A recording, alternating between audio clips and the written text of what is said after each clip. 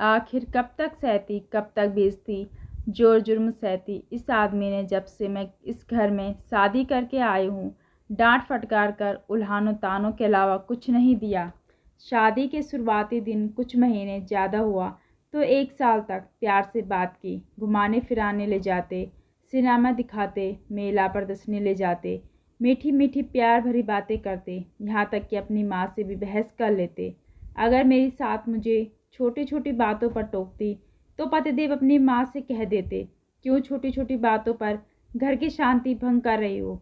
आपकी लड़की के साथ ससुराल में यही सब हो तो क्या बीतेगी आप पर। यह इस घर की बहू है, नौकरानी नहीं। यहाँ तो कुछ नहीं कहती, लेकिन मैं ही इसे घुमाने ले जाता हूँ।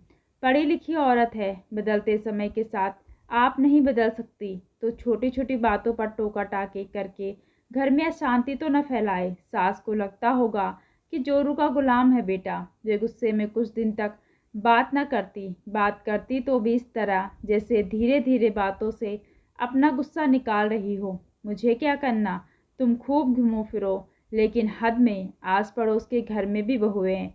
यह क्या बात हुई कि जब जी आया मुँह उठा के चल दी, न किसी से पूछना न बताकर जाना। आखिर घर में बड़े बुजुर्ग भी है, उनके मान सम्मान का भी ध्यान रखो। 1 साल बाद ही पति के बर्ताव में बदलाव आने लगा। शायद शादी की खुमारी अब तक उतर चुकी थी। पहले ये बहुत ही कम टोका टाके करते, बाद में बात बात पर टोकने लगे। मेरी कोई बात इन्हें अच्छी ही नहीं लगती। हर बात में अपनी माँ की तरफदारी करते, चाहे वह बात गलत हो या सही। मैं सुनती रही। इसी बीच 2 बच्चे भी हो गए। कहने को घर गृहस्थी तो ठीक ठाक चल रही थी, लेकिन जिन पति से मैं प्यार करती थी, उनके बात बात पर डांटने टोकने से मन उदास रहने लगा। मैं अपनी तरफ से पति का, सास का, बच्चों का, घर का पूरा ख्याल रखती, फिर भी इनकी बात बात पर टोकने डांटने की आदत नहीं जाती। एक बार मैंने गुस्से में ज़रा ज़ोर से कह भी था, आखिर बात क्या है, आप मुझे इस तरह से बेइज्जत क्यों करते रहते हैं। इन्होंने भी झुंझलाकर जवाब दिया, मैं मर्द हूँ, घर का मुखिया हूँ, गलत बात पर टोकूंगा नहीं तो क्या लाड करूँगा। तुम 2 बच्चों की माँ बन गई हो, तुम्हें घर की जिम्मेदारियाँ समझनी चाहिए। गलती पर डांटता हूँ तो गलती को सुधारना चाहिए, इसमें बुरा मानने की क्या बात है। मैं ऐसी कोई सी गलती करती हूँ क्या मन भर गया है मुझसे। मुझे तो सबको साथ लेकर चलना है। तुम्हारा भी अब तक मन भर जाना चाहिए। प्यार मोहब्बत की उम्र बीत चुकी, अब अपने फ़र्ज पर ध्यान दो। आखिर मैंने फ़र्ज निभाने में कौन सी कमी रखी है। तुम फिर बहस करने लगी। मुझे तुम्हारी यही बात अच्छी नहीं लगती। आपको मेरी कौन सी बात अच्छी लगती है आजकल। औरत हो, औरत की तरह रखना सीखो, घर के कामकाज देखो। अम्मा की तबीयत ठीक नहीं रहती आजकल, उनकी देखभाल करो। करती तो हूँ, करती तो अम्मा शिकायत नहीं करती। अम्मा की तो आदत है मेरी शिकायत करने की, एक की चाल लगाकर भड़काती है। खबरदार जो मेरी अम्मा के बारे में कुछ कहा। इन्होंने इतनी ज़ोर से डांटा कि मैं गुस्से में अपने कमरे में आकर रोने लगी। बेडरूम में तो ये बड़े प्यार से बात करते हैं, हालांकि अब यह होता कि बेडरूम में मेरे आने तक ये सो जाते हैं। मुझे घर के काम निपटाते निपटाते ही रात के 11-12 बज जाते हैं। अब हमारे बीच बातें भी काफ़ी समय बाद होने लगी थी। मसरूफ़ियत, जिम्मेदारी बढ़ती उम्र के साथ ऐसा होता है। इसकी कोई शिकायत नहीं, लेकिन आदमी तो बातें प्यार से कर ले तो क्या बिगड़ जाएगा।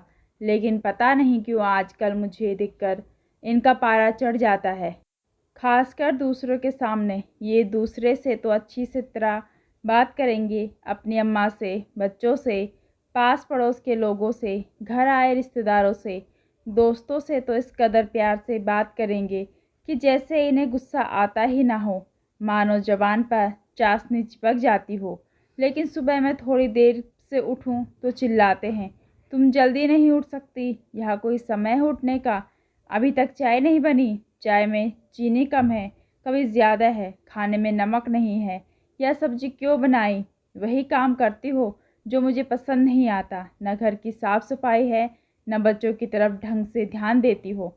अम्मा कब तक अपने दिनों की मेहमान है, कम से कम उनकी देखभाल ही ठीक से कर लिया करो।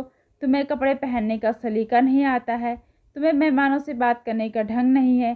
तुम यहाँ नहीं करती, तुम वहाँ नहीं करती, तुम ऐसी हो, तुम वैसी हो, तुम्हें तो कुछ भी नहीं आता। मैंने तो अब बहस करना, इन बातों पर ध्यान देना ही छोड़ दिया। जो कहना है कहते रहो, मेरा काम सुनना है। सुनती रहती हूँ, लेकिन आखिर कब तक? अकेले में कह दो तो सुन भी लूँ। 4 लोगों के बीच टोकना डांटना घोर बेइज्जती है मेरी। मेरे औरत होने की पत्नी हूँ, नौकरानी नहीं। एक दिन इनके 2-3 दोस्त खाने पर आए। इनके कहे मुताबिक ही खाना बनाया। मैंने अच्छे से परोसा, लेकिन दोस्तों के सामने ही इनका चिल्लाना शुरू हो गया। ज़रा अपने हाथ पैर तेज़ी से चलाओ, यह जेट युग है। बैलगाड़ी की तरह काम मत करो। फिर उन्होंने चीख कर कहा, दही कहाँ है? अभी लाई। मैंने अपनी रुलाई रोकते हुए कहा। इनके दोस्त ने कहा, क्या दबदबा बनाकर रखा है यार। मैं अगर अपनी पत्नी से इतना कह दूं तो घर में मुसीबत खड़ी हो जाए। दूसरे दोस्त ने इनकी हिम्मत बढ़ाते हुए कहा, वाकई सही मायने में तुम असली मर्द हो। औरतों को ज़्यादा सिर पर नहीं चढ़ाना चाहिए। मैं अंदर रसोई में से सब सुन रही थी। जी तो चाहता था कि सारा सामान उठाकर फेंक दूं, इन्हें और इनके दोस्तों को जमकर लताड़ लगाऊं, लेकिन चुप ही रही। पर मैंने भी मन ही मन तय कर लिया था कि अपनी बेइज्जती का बदला तो लेकर ही रहूंगी, लेकिन बहस से चीख चिल्लाकर घर का माहौल बिगाड़ कर नहीं। इन्हें बताऊंगी कि औरत कैसे शर्मिंदा कर सकती है, कैसे हरा सकती है, कैसे तुम्हारे मर्द होने का अहंकार तोड़ सकती है। खाना खा रहे दोस्तों के बीच मैं दही रखने गई, तभी दोनों बच्चे वहां आकर खेलते हुए, बाहर निकलो इन्हें कमरे से, तुम बच्चों का ध्यान नहीं रखती। वे जोर से चिल्लाए, बोले, क्यों खुश नहीं हुई क्या तुम? कुछ कमी रह गई क्या? इनकी हालत देखकर बड़ी मुश्किल से मैंने अपनी हंसी रोकते हुए कहा, नहीं, कोई ऐसी बात नहीं, कभी कभी होता है ऐसा। इनका उदास, हताश, हारा हुआ चेहरा देखकर मुझे अपनी जीत का एहसास हुआ। एक ही बार से इनके अंदर की मर्दानगी और बाहर का मर्द दोनों मुर्दा पड़े हुए थे, जैसे दुनिया के सबसे तुच्छ कमज़ोर इंसान हो। उसके बाद इनकी टोका टाकी, डांट फटकार तो ये बंद ही हुई थी। साथ ही साथ मेरी तरफ से जब भी ये देखते तो ऐसा लगता कि इनके देखने में डर और शर्मिंदा का भाव हो। अगर आपको मेरी कहानी अच्छी लगती है तो लाइक, कमेंट एंड सब्सक्राइब करना ना भूलें।